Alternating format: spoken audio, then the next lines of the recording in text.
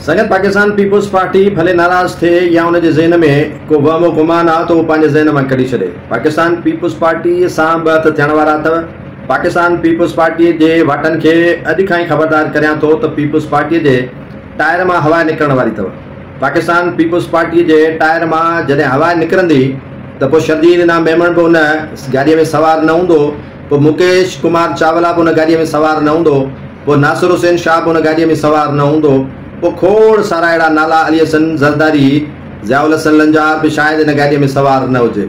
छो त हींअर पाकिस्तान पीपल्स पार्टी इक़्तिदार जे घमंड में आहे, इक़्तिदार जे नशे में आहे ऐं इक़्तिदार जे नशे खां ॿाहिरि न आहे निकिती।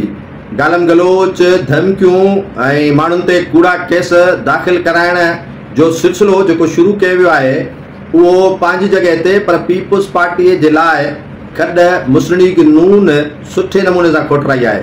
उन खॾ में पीपल्स पार्टी सिंध मां ज़रूरु किरंदी।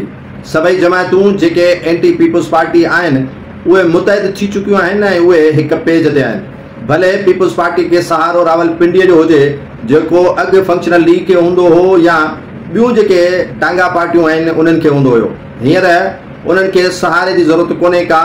नून लीग ऐं पीपल्स पार्टी जो जेको हिकिड़ो गठजोड़ आहे इक़्तिदार जो, उहो सिंध जे अंदरि उन जे ख़ात्मे जे लाइ नून लीग खे बि एतमाद में वरितो वियो आहे। ऐं नून लीग चाहे थी त हाणे इक़्तिदार जेको 4 मरतबा सिंध जो हासिल करे चुकी आहे पीपल्स पार्टी, उहो उन खां वञे। पीटीआई खे बि हिसो मिलंदो, जमियत उलमा इस्लाम खे बि हिसो मिलंदो, जीडीए खे बि हिसो मिलंदो, सिंध जे कोपरस जमायत एसयूपी खे बि हिसो मिलंदो, ऐं पीपल्स पार्टी में जेके बचंदा उहे यकीनन लोटा ई थी वेंदा।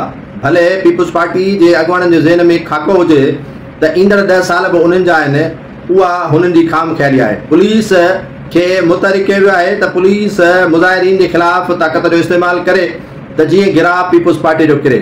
जीअं तव्हां गुज़िरियल ॾींहुं मोरे में ॾिठो त हेॾी पुरतशद्दुद कार्रवायूं थियूं, वज़ीर दाख़िला जो घर साड़ियो वियो, नौजवान उन में क़त्ल थी वियो ऐं केतिरा ई ज़ख़्मी थिया, पुलिस ते डंडा वसंदा रहिया, सॼो ॾींहुं हिकु मार्केट जे अंदरि भाॼ ड्रोड़ हुई ऐं गाॾियुनि खे ई साड़ियो वियो।